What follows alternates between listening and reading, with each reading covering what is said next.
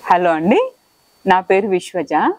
ఈ టైంలో నా లాస్ట్ 10 years నుంచి చూస్తే గ్లోబలైజ్గా చాలా చాలా ప్రాబ్లమ్స్ వస్తున్నాయి బికాస్ ఆఫ్ ద గ్రీనరీ లేకపోవడము. They can help more and more. ఎందుకంటే మనం ప్లాంట్స్ పెట్టడం వల్ల చాలా చాలా అంటే బెనిఫిట్స్ ఉంటాయి ఎర్త్కి, మనకి. సో మనం ప్రకృతికి ఏదైనా చేయగలుగుతాము అంటే మొక్కలు నాటడమే అండి. సో అది మన బృందావన్ హెల్పింగ్ హ్యాండ్స్ వాళ్ళు చేస్తున్నారు. This is they are only for encouraging the nature అండి. నేచర్కి వాళ్ళు ఎంతో హెల్ప్ చేస్తున్నారు. దానికి మనం సపోర్ట్ చేయాలంటే మనం కూడా ప్లాంటేషన్ చేయాలి. చేయడానికి అట్లీస్ట్ చేసే వాళ్ళకి మనం హెల్ప్ ఆర్ సజెషన్ ఏదైనా చెప్పొచ్చు అండి. ఆ గ్రీనరీని చూస్తే మనం నిజంగా లోపల నుంచి ఆ ఇన్నర్ హ్యాపీనెస్ వస్తుంది.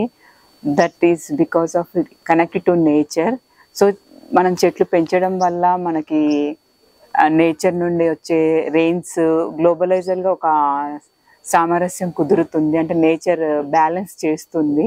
సో మనం ఎప్పుడు మొక్కలు నాటడం అనేది ఇంకా ఎక్కువ చేయాలి. నా ఎనీ బర్త్డే పార్టీస్కి ఎక్కడికైనా వెళ్తే కూడా గిఫ్ట్ ప్లాంట్స్ ఇవ్వడము, ఎనీ పార్టీ ఏ ఫంక్షన్స్కి వెళ్ళినా ఇవ్వడం.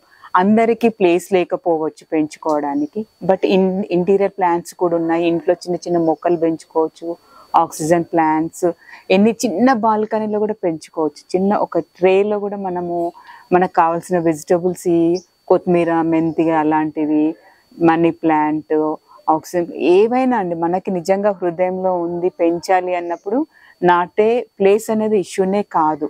ఒక హ్యాంగ్ చేసుకుంటే దానిలో 4-5 టైప్ ఆఫ్ ప్లాంట్స్ పెట్టుకోవచ్చు, హ్యాంగింగ్ ప్లాంట్స్. అలా ఏదైనా ఇండోర్ ప్లాంట్స్ పెట్టుకోవచ్చు. ప్లేస్ ఎక్కువ ఉన్న వాళ్ళు మోర్ ప్లాంట్స్ పెట్టుకోవచ్చు. నేనైతే అందరికీ చెప్పాలనుకున్నది ఏంటంటే, నేను పెంచుతున్నాను మొక్కలు, మీరు పెంచండి. మీకు ఇంకెవరికన్నా పెంచుకోవడానికి మేము ఏమన్నా హెల్ప్ చేయాలంటే మా Brindavan helping hands more help to you. Thank you.